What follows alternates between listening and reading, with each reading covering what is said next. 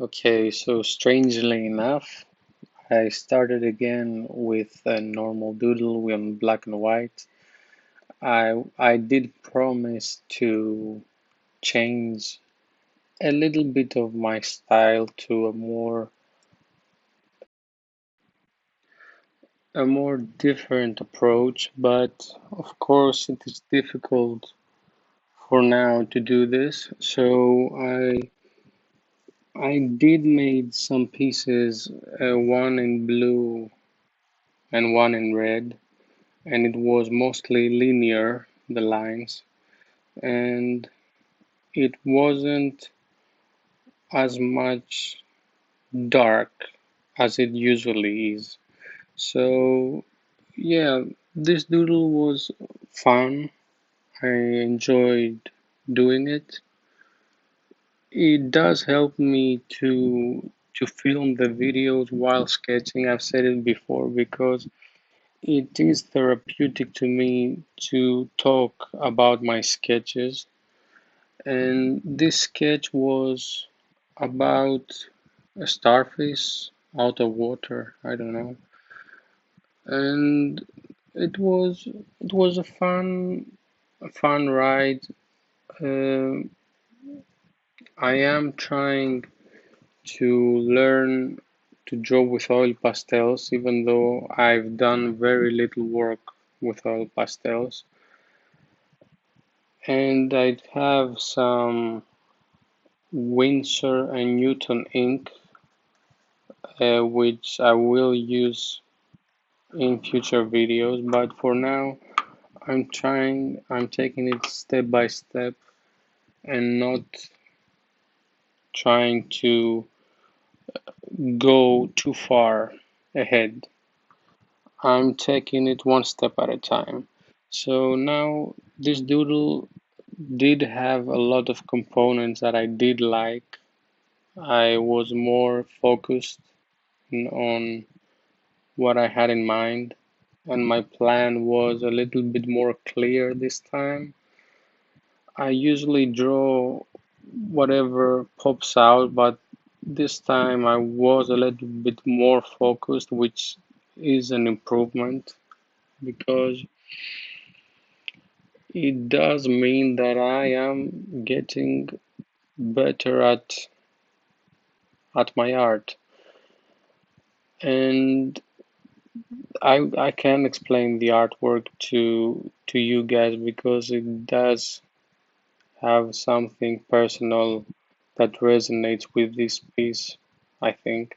So I won't open up about my personal stuff. So it mostly, in general, it does help me to talk about art with other people because it is a relief to know that other people out there have an interest in talking and listening to new artists. I don't know what I'm saying, but I'm basically saying that YouTube is a medium where artists in fact, can in fact get more recognition, which a lot of artists these days struggle with to get recognition because there are so many things online and very many things keeping people distracted, and they have lost touch with their intuition and imagination, which is very sad. And that has kind of happened to me a bit. I did lose my identity for a while because I was trying to make art not because I wanted to, but because I had to. So this had to change, of course, because if you're doing something that needs to be done, but you don't feel like doing it, it puts you into a weird place mentally. I'm not saying I will always do things that I like. I do most of the time things that I don't like as well, but I had lost it, touch with my inner feelings and my most my most precious experiences.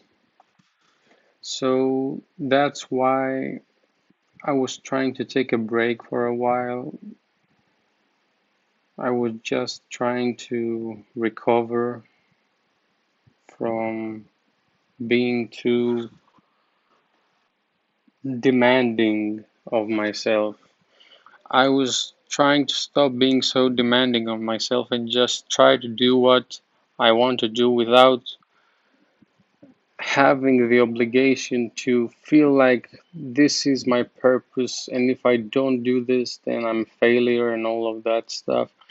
It's a weird rut if you go. It's a deep rabbit hole if you go into it, because you feel like you have to do art, not that you want to do art, if that makes sense.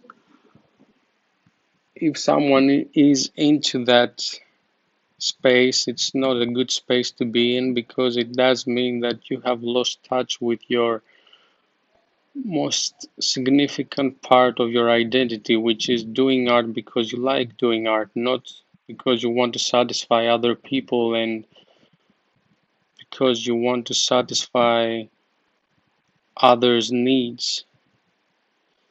And I'm a graphic designer. I'm a graphic designer. I know how the world works. You have to always do things sometimes that you don't want to do, but you have to keep in mind that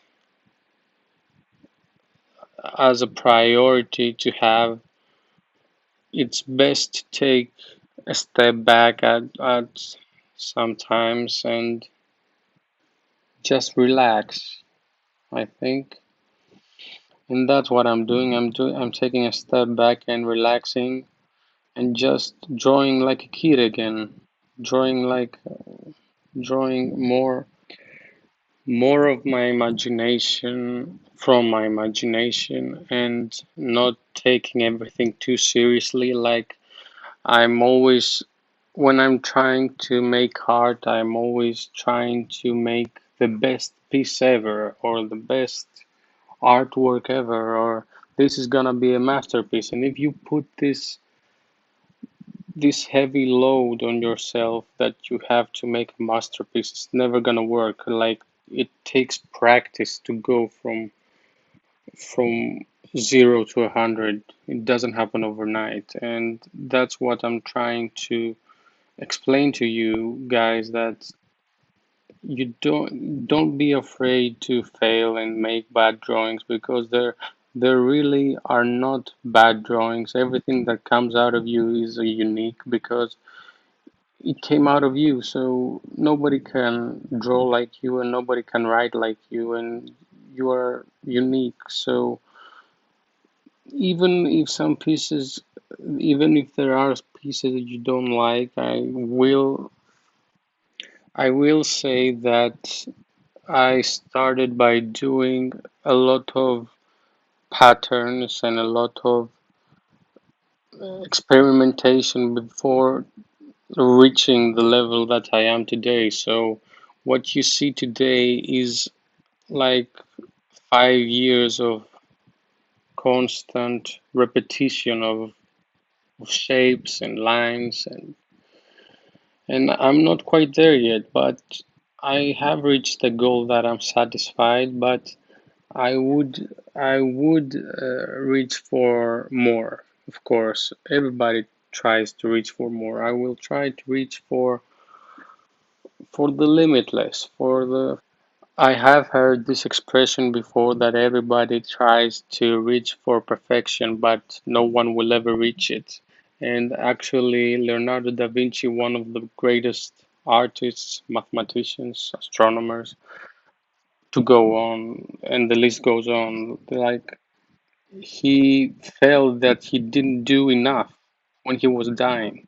Like, he said I failed humanity because I didn't reach my full potential or something like that. I did hear his phrase saying that, and that's the mind of the individual that doesn't want, that always wants more and always wants something new. And there is also always something new, especially in art. You can't, there are mediums, there are ways to express yourself that they keep expanding and expanding over the years, and creativity and are limitless, and what you can do is limitless also. You can do anything you'd like, and that's what I'm trying to do. I'm trying to reach a level that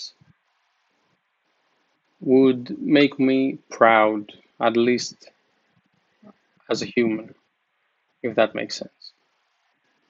Okay, thank you for watching, and this is my piece.